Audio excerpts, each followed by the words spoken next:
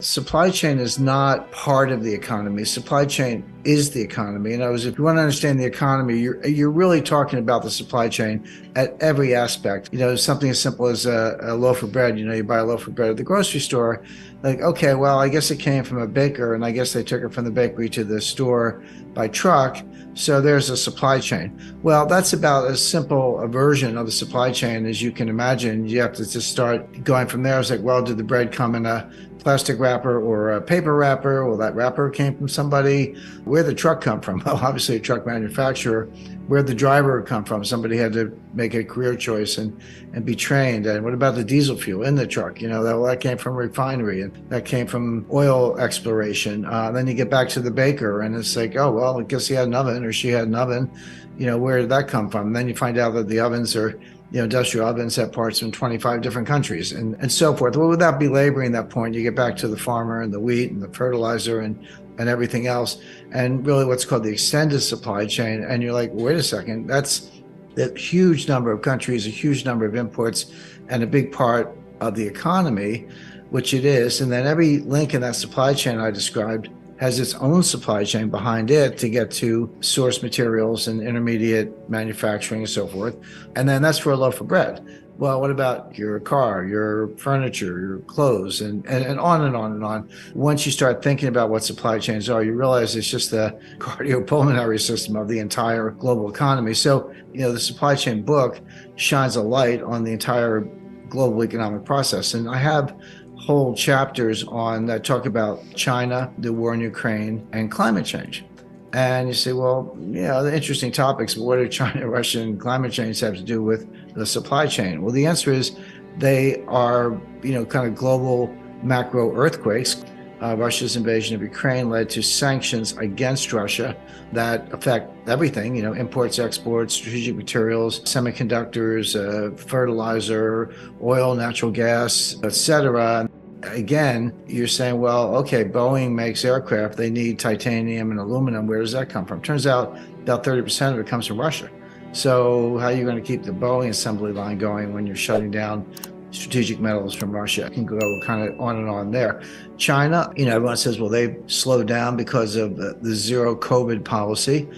And that certainly has been detrimental to their economy. Shanghai, a city of 26 million people, Beijing, a city of 22 million people, they were both locked down entirely. When I say entirely, no transportation in or out, nobody on the streets. You had some essential workers, people had to get to work. You had to have a COVID test, a negative result that was not more than 2 days old. So these were extreme lockdowns and obviously very, very detrimental to the economy. Now, those have died down a little bit, and China's saying, now we're going to relax our zero COVID policy a little bit. So what's new? Why are supply chains breaking down? What's new about the supply chain that makes it different than any other period in the history of the world? And what's new were two things, and they arose around 1989. The first was you had a combination of increased computing power, algorithms, artificial intelligence, better data collections, and new models. So you suddenly had the computational telecommunications and data and mathematical tools to be a lot more sophisticated about how you handle the supply chain. But the second thing that happened at the same time was 1989, the fall of the Berlin Wall, 1991, the collapse, demise of the former Soviet Union, which gave rise to new trading partners in both in Eastern Europe, where they were no longer behind the Iron Curtain, Poland and Romania and Hungary and many other countries. And at the same time, you had the rise of China. China did have a fairly high growth period in the 1980s, but nothing like we see today. And it all came crashing down in 1989 with the Tiananmen Square massacre. And that really shut down U.S.-China relations, not fully, but there was no Western investment coming into China. The two countries were distant. Well, that ended around 1992. Deng Xiaoping did what he called the Southern Tour, where he reaffirmed China's commitment to capitalist principles. They weren't overthrowing communism, but they were embracing capitalist market ideas. There was a thaw in U.S. relations, and then it was like, no holds barred. Then that's when the U.S. investment really did pour in. So all in a short period between 1989 and 1992, You had the fall of the Berlin Wall, the fall of the Soviet Union, new republics. China kind of re-enters the game, and all this. This was globalization. So now all of a sudden you had the science I described, computing and artificial intelligence and applied math, and a true global market. So now the supply chains could go 9,000 miles from Chongqing to New York, or from Shanghai to Seattle, or London to Hong Kong, of course. So this was true globalization, much larger scale, much longer supply chains, and it worked. And so this was a period I call supply chain 1.0, 30-year period from 1989 to 2019. Now, why did it break down around 2019? Three things. A lot of people look at the pandemic and they go, oh yeah, COVID, that disrupted everything. That was the problem. And some people look at the war in Ukraine and the Russian sanctions and go, that was the problem. And they both made it worse. They both made it worse, no doubt about it, made the supply chain worse. But it really started in 2018 with Trump's tariffs on China.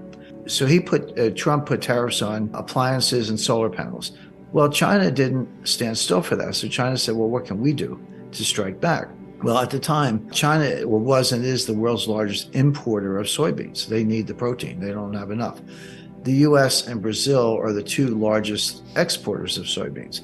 Well, China was buying all their soybeans from the United States because they were trying to reduce the trade deficit. We were buying so much stuff from them, and China said, well, what can we buy from the US just to kind of balance the books a little bit? And the answer was soybeans. Well, when Trump put the tariffs on, China redirected all of their soybean orders to Brazil. They stopped buying US soybeans and they bought them all from Brazil. Well, there's a lot more to that than a phone call. You got vessels and dry bulk carriers and transportation lanes and port facilities. And, if you're Brazil and you get all these orders, you got to get trucks to get the soybeans to the ports. You got to open up port facilities, et cetera. The point is, this is a major shift in global logistics, just to change the order book from the US to Brazil. Beyond that, people involved in this, they don't want 6-month contracts. They want 5-year contracts, or at least 3-year contracts. And they got them. And so now all of a sudden, China's buying all their soybeans from Brazil. But this scrambled global supply chains.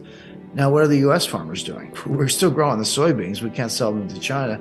Well, it turns out the Netherlands needed them. So, okay, we'll sell them to the Netherlands and distribute them to Europe, which they did. And then this went on and on because Trump put more tariffs on to retaliate. China took more actions against the United States, canceled purchase. So, and it escalated from there. Now, again, COVID made it worse. The war in Ukraine made it worse. But it's very clear that that's where it started.